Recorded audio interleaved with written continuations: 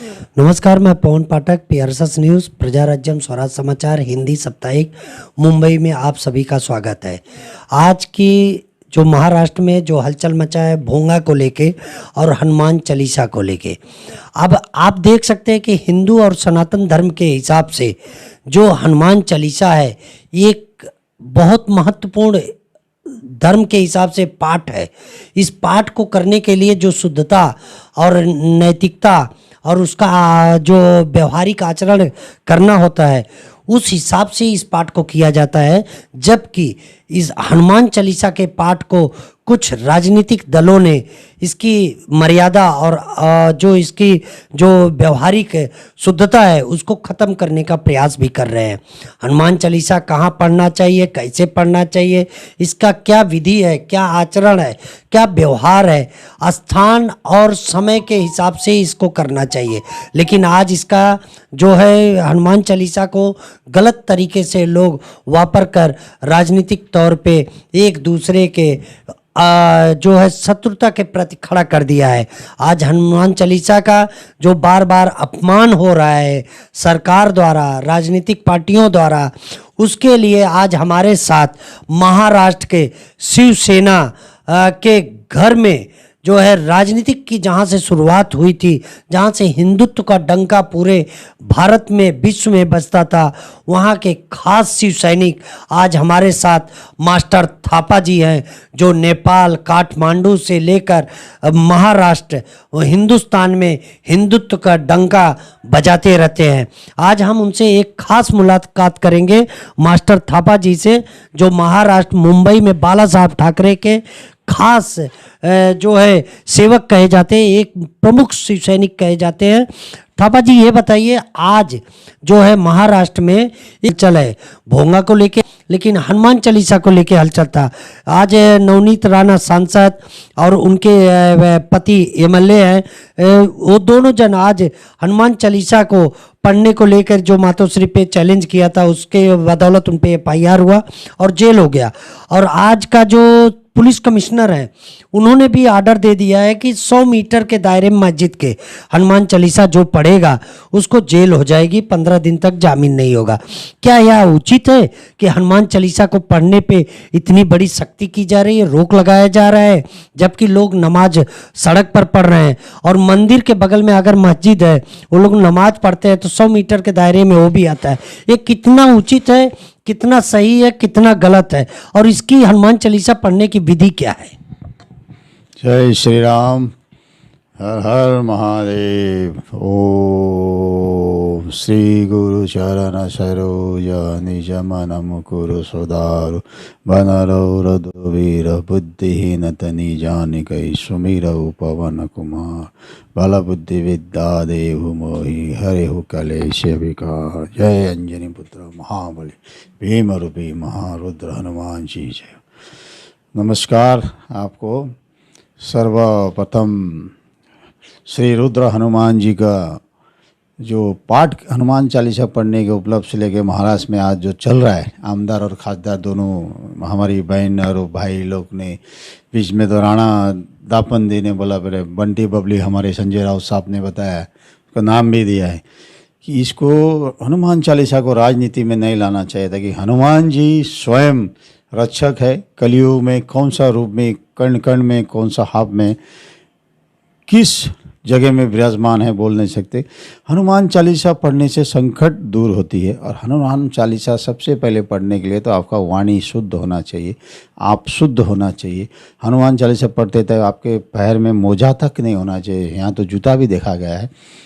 तो हनुमान चालीसा हम भारत में पढ़ रहे हैं। भारतवर्ष हिंदुओं, विश्व का हिंदू राष्ट्र माना जाता है भारतवर्ष।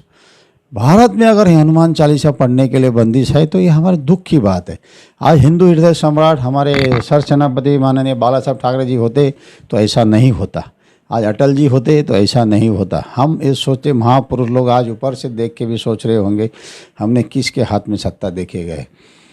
मैं हिंदू हृदय सम्राट शिवसेना प्रमुख का मेरा भाई बहुत नज़दीकी सेवक थे चंपा सिंह थापा, उसकी वजह से बाला साहब तक बहुत नज़दीकी से उनसे काम करने का और नेपाली समाज के लिए सेवा करने के लिए शिवसेना प्रमुख ने जिम्मेदारी दिया। नेपाली कामगार सेना ऑल इंडिया का मैं प्रेसिडेंट हूँ। ऐसा महापुरुष तब वहाँ तक कभी कभार भेंट होती थी। उनके विचार ऐसे थे कि बाला साहब हिंदुओं के ही नहीं मुस्लिम का भी प्यार करते थे। वो मुस्लिम से प्यार करते थे जो भारत में रहने वाले भारतवर्ष से मुस्लिम को, पाकिस्तानी मुस्लिम को प्यार नहीं करते थे, क्योंकि दुश्मन ही दुश्मन होता है। जो हम भारत के मुस्लिम हैं हमारे हैं, जो सदियों से कन्वर्ट होके गए। साहब का बोलना था कि राजनीतिक धर्म में नहीं आना चाहिए। कभी बाला साहब ने कभी किसी एक्टर को नहीं घुमाया। अमिताभ बच्चन चले गए, धर्मेंद्र, सब एक्टर बाला साहब के दोस्त थे, मित्र थे। कभी उन्होंने अपने प्रचार में नहीं देखा होगा कि एक्टर लोग को इलेक्शन में उन्होंने घुमाया। स्वयं के बल पे उन्होंने शिवसेना को खड़ा किया, तिनके से महल बनाया। आज नवनीत राणा जी ने जो चैलेंज किया उनका गलत बात है। आप एक प्रतिनिधि चुन के आए हो, आपके जिला विकास करो ना। एमपी हो तो जिला विकास करो, एमएलए हो तो तुम्हारा मोहल्ला विकास करो। वो सब छोड़ के डायरेक्ट आपने किसी के घर के ऊपर मातोश्री, मतलब माँ, हमारी माँ का नाम दिया जाता है हर किसी का। आपका हमारा माँ का नाम मातोश्री, मतलब पूजनीय स्थल को मातोश्री बोलते। किसी के घर पे, हमारे घर पे, ठाकरे परिवार जी के घर पे डायरेक्ट घर में आते हो बोले। हमारे हिंदू हृदय सम्राट के सुपुत्र हमारे कार्याध्यक्ष उद्धव ठाकरे जी आज जो सीएम है, वो बोल सकते थे बरसा बंगले में जाऊंगा, या सेना भवन के सामने जाके पढ़ूंगी, या मंत्रालय के सामने जाके पढ़ूंगी। वो राजनीतिक उनके लिए अलग था। उन्होंने छोड़ के उकसाने के लिए, जिस साहब की डायरेक्ट मातोश्री तो उनका घर है, पिताजी का बनाया हुआ घर है। वो कला नगर, कला लोगों का वो मिला हुआ बंगला है। किसी के घर पे ऐसा बोल नहीं सकते। उन्होंने उधर, वो उनसे गलती हुई है, उनके पीछे किसकी हाथ है सबको मालूम है।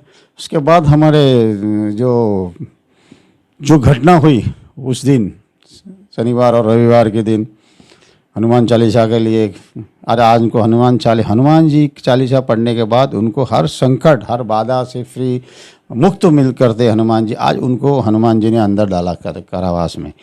ये संविधान शक्ति विश्व में हमें कहाँ से मिलते? पंच तत्व से बना हुआ शरीर है। हनुमान जी वो पंच तत्व के संरक्षक है, कलयुग में दिया गया है। आपने कहीं तो गलत किया, इसलिए आपको कारावास मिला हुआ है। जिन्होंने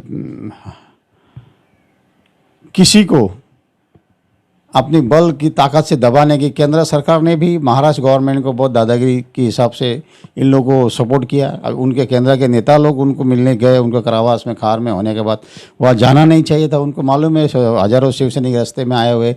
मातोश्री ऐसा है, खाली शिवसैनिक का नहीं होकर भी विश्व के एक पूजनीय स्थल है मातोश्री। सब जात के धर्म के लोग मातोश्री को जानते हैं। यानी कि मातोश्री बाला साहब ठाकरे जी जो घर पे रहते थे, वहाँ से छोटे से गरीब से लेके ठेले वाला से लेके ड्राइवर, किचन में काम करने वाले, doctor, rickshaw driver, taxi driver, जैसे भी प्रवास से कामगार लोग आए, उनका काम उन्होंने करके दिया। अच्छा, मातोश्री बोले तो महाराष्ट्र का विधान भवन भी कहा जाता था, जहां से सारे राज दरबार के फैसले होते थे। आज ये भी देखा गया कि संजय राउत साहब और उद्धव साहब ठाकरे ने हनुमान चालीसा को धर्म से न जोड़ने को लेके कई बार अपनी प्रतिक्रिया दी है। लेकिन ये भी देखा गया है कि मातोश्री के अंदर और जो है शिवसेना भवन में हनुमान चालीसा और सुंदर कांड के पाठ जैसे पहले एक आध बार हुए हैं, लेकिन अब नहीं होते हैं। तो इस पे क्या प्रतिक्रिया है कि ये सुंदरकांड, हनुमान चालीसा मातोश्री में और घर में जो करना चाहिए वो नहीं हो रहा है, तो इसके पे भी कुछ कहेंगे? ये तो आप लोग का, आपके मैसेज में भी गलत है। मैं शिवसेना प्रमुख के लिए 11 हवन किया था। आपको मालूम होगा, उनका पर्सनल पुजारी भी हूँ। और 2012 को रुद्राक्ष तुला हुआ था मातोश्री में। महामृत्युंजय जप और नवग्रह शांति, रुद्र अभिषेक, स्वयं सब परिवार सुबह से शाम तक मातोश्री में बैठे। वैसे 21 हवन हुआ है। 21 हवन में 11 हवन में शिवसेना प्रमुख का आवाज़ से हमने हवन किया है। जैसा कालूबाई में भगदौड़ मचा था, कालूबाई में 350 लोग मर गए, तो उसमें हमने उनके आत्मा शांति के लिए पहला हवन वहाँ से साहब के वाणी से कराया था। पहला श्लोक वहाँ से हुआ था। वहाँ के स्थानीय लोग भी थे, बहुत लोग थे। आज हर साल उन लोग गाँव वाले करते। इसी तरह हर 31 को मेरा सीढ़ी में हवन होता है, सुबह 11 बजे से रात को 11 से 12:10 तक। ये हनुमान चालीसा का जो है पाठ के बारे में। थापा जी, आप बताएंगे कि आप तो नेपाल से हैं, काठमांडू भी है, नेपाल यूनियन के अध्यक्ष भी हैं महाराष्ट्र में, लाखों नेपालियों का आप संचालन करते हैं, मार्गदर्शन करते हैं। तो ऐसे में हनुमान चालीसा की जो प्रक्रिया है पढ़ने की, उस क्रिया के बारे में आप बताइए कि इसको पढ़ा कैसे जाए और इन नेताओं को एक संदेश मिले हनुमान चालीसा का, जहाँ तक हो अपमान ना हो, उसको किस जगह पढ़ना चाहिए, कैसे पढ़ना चाहिए, वो प्रक्रिया बताइए। क्योंकि आप जो है हनुमान भक्त हैं और हनुमान जी के चालीसा के बारे में आप बहुत बखूबी से जानते हैं। हनुमान चालीसा महारुद्र हनुमान जी का केसरी नंदन वायुपुत्रम भीम रूपी हनुमान जी बोलते हैं। हनुमान जी का जब हनुमान चालीसा हम निकालते, देखिए आज हमारे मेरे यहाँ सुंदरकांड आपको मिलेगा, मेरे हमेशा के लिए हम रखते हैं, सुंदरकांड है। हनुमान चाह की जो श्लोक जो भी पढ़ते हो आप, उसको सबसे पहले तो आपका हाथ मुंह धोना चाहिए। मेरे जानकारी के लिए, जो सो मैं पंडित हूँ, क्षेत्रीय पंडित हूँ, हाथ मुंह धो के कपड़ा शुद्ध होना चाहिए, आपका जनेऊ होना चाहिए। मैं क्षेत्रीय जनेऊधारी क्षेत्रीय पंडित हूँ। और ये इतना नहीं होगा कि हर कोई पढ़ना भी चाहता है तो उनको हाथ मुंह धो के और कुल्ला करके, तो हनुमान चालीसा हाथ में अगर पाठ कर सकते हो तो ठीक है, ना तो हाथ में लेके एक भी अक्षर उनका गलती नहीं होना चाहिए हनुमान चालीसा में। तो अगर हनुमान चालीसा वैसा पाठ करे और उसके बाद बजरंग बाण पाठ करे तो ये आप सब संकट निकल जाती है। और वो पाठ करने का जगह भी हो सके आप कर सकते हो तो शुद्ध होना चाहिए, तो मंदिर हो तो और अच्छी बात है। आपके घर में भी, ये जरूरी नहीं है कि जैसे राणा दंपति ने बोला मातोश्री में जाके करो, वो उनके घर में भी कर सकती थी। और दूसरा, सबसे पहले तो जहाँ अंजनेय पर्वत, जहाँ नासिक में हनुमान जी जन्म हुए कहा जाता है, वहाँ जा सकती थी। अच्छा, आप बताइएगा, आपको तो नवनीत राणा के बारे में काफ़ी जानते हो भी होंगे कि कहाँ से आए, कैसी आई, मॉडल से, और मॉडल के बाद इन्होंने यहीं घाटकोपर नारायण नगर में शायद रहती थी। कुछ लोग ऐसा बताते, चर्चा होती है कि नवनीत राणा बैकवर्ड नहीं है, उन्होंने कुछ सर्टिफिकेट फर्जी बनाया हुआ है, ऐसा हमारे नारायण नगर घाटकोपर में कुछ लोग कहते हैं। क्या यह बात सत्य है? ये तो प्रशासन का इंक्वायरी का बात है, इसमें हम बोल नहीं सकते। हमने सुना है महाराष्ट्र की नहीं है, वो बाहर से आई है। और कुछ लोगों ने, ऐसे लोग बहुत है महाराष्ट्र से आके मुंबई में बड़े बड़े नेता बने हैं। मैं उन लोगों को बोलना चाहता हूँ, नवनीत राणा को, महाराष्ट्र में आए हो आप, हम भी नेपाल से आए, लेकिन आज 45 साल से महाराष्ट्र में है। महाराष्ट्र का, आज तो मैं तो भारत का ही नागरिक हूँ, नेपाल का नागरिक नहीं हूँ मैं। इसी तरह हजारों करोड़ों जनता इधर है। तो भारत वर्ष का ये महाराष्ट्र सिटी ऐसी है, मुंबई, हर यूपी बिहार जहाँ से भी राज्य से आए उनको गले लगा लेती है, किसी को भूखा सुलाती नहीं है। या बुम्मा देवी, एक कोने में बुम्मा देवी है, एक कोने में हजी अली है, एक कोने में सीढ़ी है, एक कोने में बुम्मा देवी है, उधर हमारे ये कोने में चारों दिशाएं हमारे शक्तिपीठ है। अष्ट गणपति का स्थल महाराष्ट्र में है। परशुराम को तपोभूमि भी महाराष्ट्र में है, वो जहाँ जितना तप किया परशुराम। महाराष्ट्र तो तपोभूमि नासिक क्षेत्र माना जाता है, लेकिन हमने देखा है कि आपकी जो जबान है, आपकी जबान शिवसेना की मातोश्री की जबान मानी जाती है। अगर यह सत्य है तो जो हनुमान चालीसा का पाठ है, उद्धव साहब ठाकरे के भी घर में होता होगा, अमिताभ बच्चन भी हनुमान चालीसा का पाठ करते हैं। हनुमान जी कलयुग के महादेवता माने जाते हैं और इससे काफ़ी लोग जानते हैं कि हनुमान जी की कृपा जिस पे होती है, वह जो है अयोध्या से, काशी से लेके महाराष्ट्र, कई देश राज्यों में रहते हैं लोग जो कि उनकी कृपा के पात्र हैं। तो ऐसे में हनुमान जी का जो पूजा पाठ हो रहा है, आज हलचल मचा है। इसके पहले भोंगा का मैटर लिया गया मस्जिदों से, भोंगा उतारना मस्जिदों से और उनके वैल्यूम को कम करना सुप्रीम कोर्ट का आदेश है।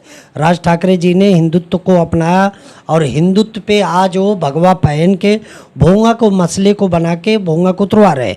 काफ़ी मुस्लिम नाराज़ हैं, काफ़ी लोग नाराज़ हैं उनसे, लेकिन हिंदुत्व में आज के 12 साल पहले, जहाँ तक हम लोग भी जानते हैं, मंदिरों पे माइक लगते थे, सुबह के टाइम पे आरती होती थी, भजन होता था। लेकिन 2004 के बाद ऐसा क्या हुआ कि सारे मंदिरों से माइक और भोंगे उतर गए और मस्जिदों पे 2 के जगह 4 और 10 भोंगे लग गए? ये हमारे हिंदुओं की एकता नहीं होने के कारण है। हिंदू हमारे से कन्वर्ट होते जा रहे, हम कन्वर्ट होते जा रहे, हम जात पात में ज़्यादा दे रहे। 21वीं सदी में जात पात नहीं होना चाहिए, सब हिंदू एक होना चाहिए। विश्व को ओमकार परिवार योग एक होके एक जगह में होना चाहिए। अरे भोंगा जो हिसाब से अभी राज साहब ने निकाला है, मस्जिद से भोंगा निकालना चाहिए। मैं परसों भांडुप में बैठा था, हमारे उधर शाखा है नेपाली कामगार सेना का। में कुछ लोगों ने बोला था भाजी पहले इतना आवाज़ नहीं आता था, 4:15 के शाम के टाइम था, बहुत आवाज़ भी था उसमें। ये कुछ तो परिवर्तन हुआ है, जिधर है नहीं कि उनको अभी सुप्रीम कोर्ट ने जैसा गाइडलाइन दिया है, हमारे महाराष्ट्र सरकार उसका पालन कराएगी। नहीं, ऐसा देखा गया है कि सुप्रीम कोर्ट का गाइडलाइन तो बहुत पहले आया ध्वनि प्रदूषण को लेके। हिंदू मंदिरों ने भोंगा को उतार दिया, वो अपने मंदिरों के गुंबज पे भोंगा नहीं लगाए, लेकिन संविधान के खिलाफ जाकर मस्जिद और मदरसे वालों ने भोंगा को लगाया, 1 की जगह 4 और 6 लगा दिया और आवाज़ भी बढ़ा दिए, जिससे लोगों को काफ़ी ध्वनि प्रदूषण होने लगा, काफ़ी लोग डिस्टर्ब होने लगे। ऐसे में ये बताइए कि अगर हिंदू लोग, हिंदू मंदिर, हिंदू मठ ये सब अपना संविधान का पालन कर रहे हैं, तो ये जो भोंगे हैं वो कबीरदास की एक वाणी कही गई है कि काकड़ पाथर जोड़ के मस्जिद लियो बनाए, ताप पर मुल्ला बाग देत क्या बहरा हुआ खुदाए।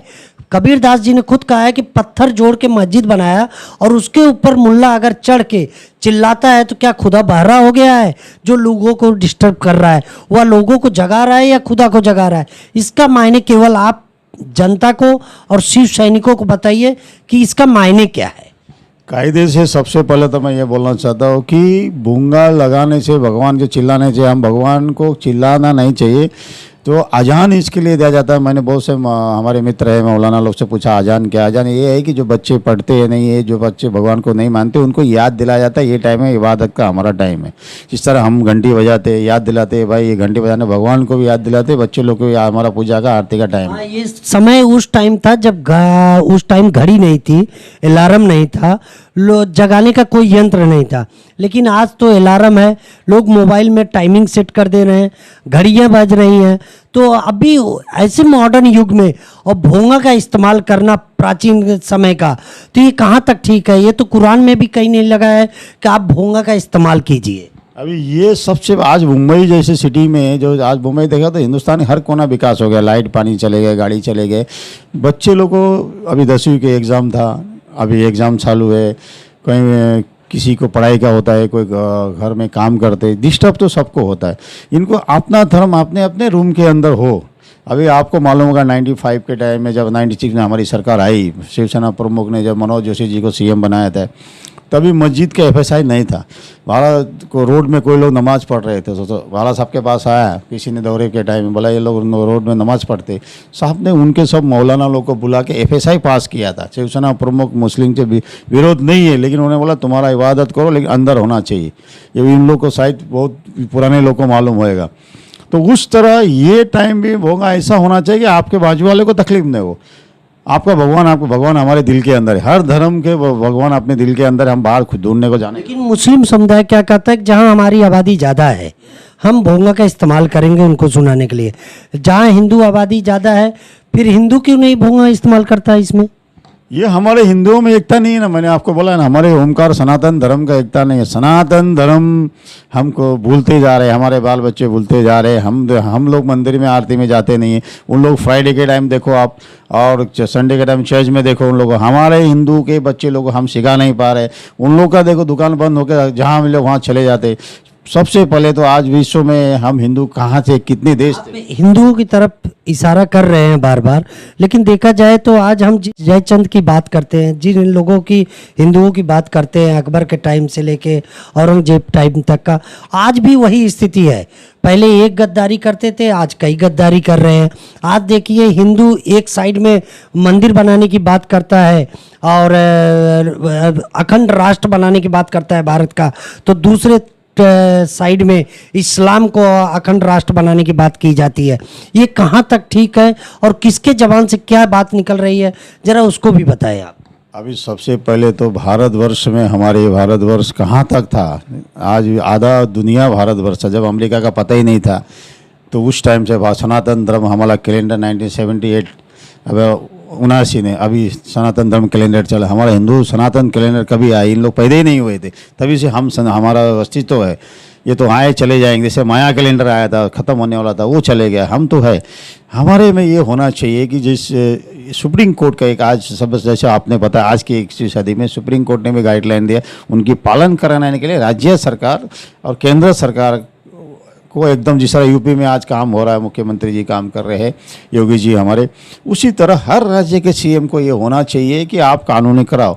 और हमारे महाराष्ट्र में भी हमारे सीएम मौजूद है, और हमारे सीएम माननीय उद्धव जी ठाकरे जी एक इतने सिंपल आदमी, मैं पर्सनल जानता हूँ, इतना सिंपल है, कोई नशा नहीं करते। पहले गर्व की बात है कि अमेरिका के पढ़ के आने के बाद भी बाहर गाँव से वो कोई नशा नहीं करते, वो देश हित के बारे में कर रहे, सीख रहे, और उनका खून ही हिंदू हृदय सम्राट शिवसेना प्रमुख का खून है। और वो एक दिन ऐसा होएगा कि ये आज अगर स्वतंत्र उनको सत्ता मिले तो आज हम जो बात कर रहे हैं कुछ सोच के बोलना पड़ा है संविधान के हिसाब से। आज बाला साहब होते तो मैं आपको कुछ और बोलता था, क्योंकि आज हम जो सरकार में है, तीनों सरकार में कोई भूंगा चाहने वाले, कोई नहीं चाहने वाले, तो मजबूरी है, 3 खट्टे की सरकार है।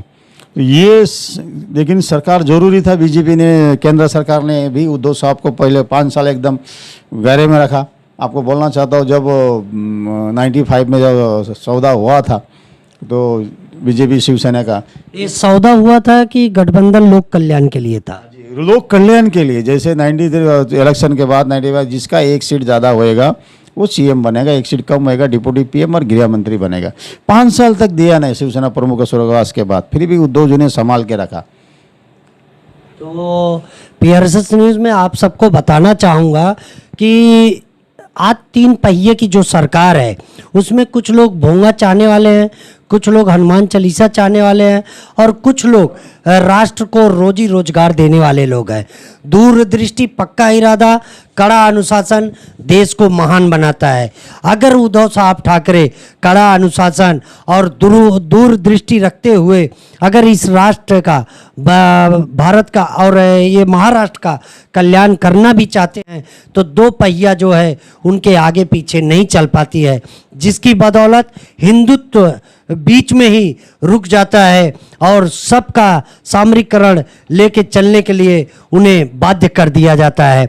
कहीं भोंगे का मसला हो, सुप्रीम कोर्ट के आदेश के बाद भी भोंगे का जो असर महाराष्ट्र में है, भोंगा नहीं उतारने का, वो जस का तस पड़ा हुआ है, जबकि हिंदू भोंगा उतार चुका है मंदिरों से। और देखा जाए तो दूसरी तरफ हनुमान चालीसा का जो मसला है उसमें स्वच्छता और पाठ करने का जो तरीका है वह भी एकदम अलग है। अगर हनुमान जी का जो पाठ कर रहे हैं तो उसके लिए नहा धो के, हाथ पैर धो के और शुद्धता पूर्वक सही जमीन पर पाठ किया जाता है, लेकिन ऐसा कुछ राजनीतिक दल नहीं कर रहे हैं। ऐसे में रोजा का समय, ईद नज़दीक है, मुसलमान भी अपने समुदाय को एकत्रित करने के लिए इफ्तियार पार्टी भी दे रही, जिसमें काफ़ी मात्रा में हिंदुओं को भी बुलाकर इफ्तियार पार्टी दी जाती है। वहाँ पे भी देखा गया है कि रोज़ा को भी लोगों ने मजाक बना दिया है। जो दिन भर ठूस ठूस कर खाना खा रहे हैं उनको भी रोज़ा और इफ्तियार पार्टी के लिए बुलाया जाता है, जिसमें रोज़ा धारकों का भी अपमान हो जाता है। पीआरएस न्यूज़ आप सभी को सही जगह पर सही चीज़ को बताने का हरदम प्रयास करता है। ना हिंदू है ना मुस्लिम है, सभी इंसान हैं, सभी मुफ्त की हवा ईश्वर का पी रहे हैं, सभी मुफ्त का पानी पी रहे हैं, सभी एक खुले आकाश के नीचे हैं, सभी का खून लाल है। हिंद देश के निवासी सभी जन एक हैं, रूप रंग वेशभूषा गाथे अनेक हैं। इसी तरह हमारा भारत अखंड भारत है। पीआरएस न्यूज़ सदैव जो है इस बात की चर्चा करते रहेगा। और हमारे साथ जो हमारे गेस्ट हैं नेपाल से मास्टर थापा जी, आज इनका जो है शिवसैनिक होने के नाते जो हिंदुत्व के प्रति बहुत प्रेम है, बाला साहब ठाकरे के अनुयायी हैं ये, और मातोश्री की पूजा करते हैं, इसलिए नवनीत राणा का जो मामला हुआ उससे ये भी बहुत दुखी हैं कि हनुमान चालीसा को किस तरह लोग अपमानित कर रहे हैं। थापा जी और कुछ कहना चाहेंगे पीआरएस न्यूज़ के माध्यम से कि शिवसेना की आप जवान हैं और उस जवान को आप लोगों को मैसेज दीजिए कि ये महाराष्ट्र में और इस देश के लिए क्या हित कर है। सबसे पहले नवनीत नाना जी को हनुमान चालीसा पढ़ना है तो वो ब्रह्मागिरी में जाए और हमारे हनुमान चालीसा पढ़ने के लिए खेरवाड़ी में मातोश्री के बाजू में जहाँ हमने 8 हवन किया हुआ है, वहाँ हनुमान जी का प्राचीन मंदिर है, वहाँ पढ़ सकती है। या आज आपको मालूम नहीं होगा, मातोश्री के अंदर उद्धव जी के दूसरे माले में जो बाला साहब का रूम था, आज भी हनुमान जी का मूर्ति वहाँ है। रोज़ सुबह साहब पूजा करते, उद्धव जी स्वयं पूजा करते हैं, लोगों को नहीं मालूम है। वो महाभक्त है माता। और हमारी बहन रश्मि भाभी भी, ठाकरे जी भी पूजा करते, पूरा परिवार पुजारी है। आदित्य ठाकरे जी भी पूजा करते, पूजा करे बगैर घर से बाहर नहीं निकालते। ये दिखाने की ज़रूरत नहीं है। मैं उनका परिवार से मैं बहुत से पूजा किया हूँ उधर। बाला साहब का पर्सनल पुजारी मैं था, बहुत से हवन बाला साहब के लिए किया, मैंने बताया हमने। और हनुमान जी का मूर्ति हमने दिया हुआ, आज भी दूसरे माले में रखा हुआ है, हनुमान जी का मार्बल से बनाया हुआ। पूजा करते साहब, नहीं मानते तो बाला साहब जाने के बाद वो निकाल देते थे, उन्होंने वो भी रखा हुआ है। पूजा करते सुबह शाम हो, तो इनको मालूम नहीं होगा।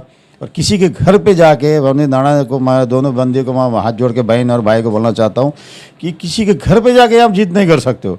आप पार्लियामेंट में जाके बोल सकते हो, आप जाओ मोदी जी के घर में पढ़ो, मोदी जी हमारे आप गर्व के बात है। और मैं इसी माध्यम से आपके यहाँ से मोदी जी को, प्रधानमंत्री जी को बोलना चाहता हूँ कि भारत में एक देश एक कानून कब आएगा, ये आना चाहिए। ये सब खत्म हो जाएगा उसमें। एक देश एक कानून, सबके लिए एक ही कानून हो, सबके लिए 2 बच्चे हो। हमारे 2 बच्चे, उनके लिए 12 बच्चे। तो एक देश एक कानून होएगा, उस दिन से सब कुछ जाएगा। मोदी जी को मैं आपके माध्यम से धन्यवाद बोलना चाहता हूँ कि हमारे कश्मीर का मुद्दा बहुत अच्छा, कश्मीर को उन्होंने अच्छा किया। राम मंदिर बनाया, उसके लिए हम हज़ारों करोड़ बार उनको प्रणाम करें तो भी कम ही है। राम मंदिर का ऐतिहासिक मुद्दा लाया। और आर्मी, तीनों आर्मी को मजबूत किया भारत का। आज मैं आर्मी का, मिलिट्री के ख़ानदान के होने के वजह से थोड़ा जानता हूँ। और हिंदू धर्म आज विश्व को सनातन धर्म आपकी तरफ देख रहा है कि इतने मुस्लिम देश है, वो मुस्लिम देश में भोंगा क्यों नहीं है? कितने ही देश है, तो हमारे भारत में राजनीति क्यों होता है हिंदू मुस्लिम का? ये खत्म होना चाहिए। एक धर्म एक कानून लाएगा तो वो मुस्लिम भाई भी खुश है। जो देश में रहते वहाँ का संविधान को पालन होना चाहिए। हमारा संविधान पालन करने कौन नहीं देता है? कुछ नेता लोग नहीं दे रहे उनको संविधान पालन करने के लिए, जो चुन के आए प्रतिनिधि लोग है। आज वो एकदम तो आप ऐसा ही हमारे चैनल के माध्यम से धर्म के विषय में राजनीति करने वालों के लिए, आज जो शिव सैनिक है, एक आम शिव सैनिक जो सदियों से शिवसेना की सेवा किया है, उसमें एक सैनिक की तरह काम किया है, बाला साहब ठाकरे की सेवा किया, मातोश्री में सेवा किया है, उनके भी मन की बात आप सबके सामने रखता हूं। आपको PRSS न्यूज़ सदैव सच्चाई और जनगण मन की बात पे ही चर्चा करके उसको प्रकाशित करता है। पवन पाठक के साथ आकाश मिश्रा, PRSS न्यूज़। हमारे YouTube चैनल को आप इसी तरह सब्सक्राइब कीजिए, बेल आइकन को दबाकर हमें अलर्ट कीजिए। और आपके बीच, आपके गांव में, आपके शहर में, तहसील में, इर्द गिर्द जो भी घटनाएं होती हैं, उसकी सूचना आप हमें हमारे WhatsApp नंबर पर भेज सकते हैं। और हमारी खबरों को इसी तरह आप सब देखते रहिए। हम बड़े बड़े खुलासों को इसी तरह आपके बीच प्रकाशित करते रहेंगे।